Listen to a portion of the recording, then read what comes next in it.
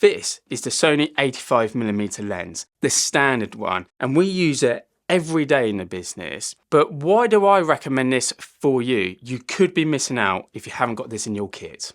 So let's take a closer look at this little fella. It is absolutely lovely. It's very light in the hand. Obviously you get a lens hood with it. You get the lens cap, goes without saying. And on the side here, you have your autofocus, you have your custom button if you want to use it. That's also great for if you are autofocus and you press on that button and you keep it focused on it. So, you know, you can do a couple of things. It hasn't got many bells and whistles. It's all metal. It's got a nice smooth focus wheel. So no complaints from here. It is what it is. It's an entry level to an 85mm from Sony. Predominantly, we use this lens for podcasts because the cameras need to be at a certain distance, and this gives you that reach plus that compression plus the bokeh or the blur in the background. This is why we went for it. We looked at other options, but the 85 fitted perfectly in our studio. And this is the type of lens we will use if we want to really separate our subject from a background in a room where the camera's a bit further away because you have that reach. We also use it for some close-ups, but you need to keep in mind that minimal focus distance of 80 centimeters. You really notice it if you're trying to zoom in on something or move your camera a bit closer. Obviously not zoom in because it's not a zoom lens, but you move your camera a bit closer in. It's great for those like run and guns where you just hold it still, but you have to keep in mind it's 85. So if you were to do that, you need some IBIS stabilization on your camera or rock it on a gimbal. But it's very light. This is the thing I really like about it. It's light. It's one of our lightest lenses, to be fair. It feels good in the hand. You've also got you haven't got many buttons on it. It is the entry level, not the G Master. So you have a custom button on it, and you have an AF and MF for your autofocus and the manual focus, which is quite handy.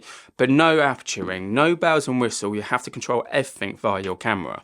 So this lens rocks a 1.8 f-stop, weighs only 371 grams, has a minimum focus of 80 centimeters, and you might want to keep that in mind if you're considering this.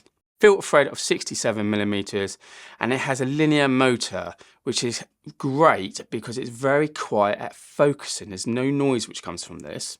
And finally, it's a circular 9-blade aperture, which gives you that beautiful bokeh in the background if that's something you like to go after in your type of shoots. But let's not neglect the elephant in the room. Recently, Sony have released the G Master 2 of this lens. Now, it is quite a hefty price. It's almost 4 times the cost of this lens, which means that you really, really want to get into your detail, really, really want that lens. You may want it more for the whole fact that you have it and people know it's a G Master, you're serious, but really for 4 times the cost, I'm not sure it's actually worth it. Now, I haven't handled the G Master 2. We have 3 G Master lenses, and I can tell you that the focusing on those things are absolutely astounding. This focuses really well. We don't get any hunting from it. We don't get any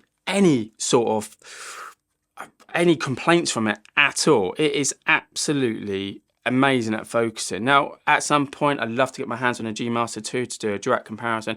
But to give you an idea, the G Master 2 has an f-stop of 1.4. This is a 1.8. It's about 200 grams heavier, so you might want to consider that.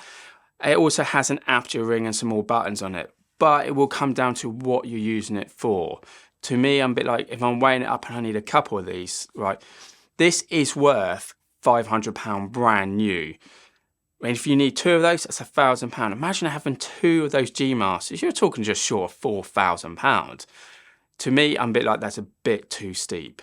So my final thoughts on this lens is, it's not expensive. And if you don't have an 85mm lens, this is definitely a one I would recommend. Brand new, as I said, £500. Second-hand market, £300. So I would definitely go for it. As I said, we got a couple of these.